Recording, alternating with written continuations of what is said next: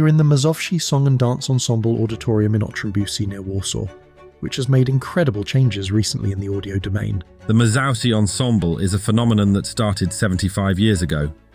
It is a fusion of folklore, but in a stylized form, with the participation of a symphony orchestra, choir, ballet, and deals with the heritage of Polish folklore, showing its diversity. Also in other fields, let's say art related to folklore, or Polish history in general. In designing this installation, we decided that we would have two Quantum852 consoles set up with the theatrical software version, and these will be the main consoles installed in the concert hall. In addition, we have two Quantum338 consoles also with theatre software, and with the Pulse upgrade for touring concerts. DiGiCo consoles are for me basically the only choice. I have been using them for years, whether here in Mazowsze or on other projects. In my opinion, the 852 is great for our applications and projects that are being developed here. A very simple example is the number of channels that we can process. There's also sufficient mustard processing for our current needs, even more than enough. But it seems to me that I should start with the fact that the sound of these consoles, in my opinion, is second to none. Whether it's the dynamics or the tone colour, it's just the way I imagine it should be. First of all, the Quantum852 has a very extensive and large interface, which gives easy access to both channels and to processing. I can just see what's going on, thanks to the big overview and the large number of faders on the console itself. I'm able to perform multiple mixes very quickly. The main advantage when running a lot of the monitor mixes is that I am able to make certain changes in a very short time when you suddenly need additional monitoring at a particular location. I'm able to do this very quickly despite the large number of input channels. The functions and features that I like the most in the Quantum852 is its flexibility. In addition, all the functionalities of layout design, quick access to functions, and the most important from my perspective, the theatre automation system, which is critically important. This is a very important function, and even in Mazowsze someone would say that there is a symphony orchestra, but with many changes in the cast due to some human factors, this functionality accelerates the workflow. This is why it is one of my favourite functions in DiGiCo consoles in general. The Quantum852 on its own, of course, due to its size, makes many things available more quickly.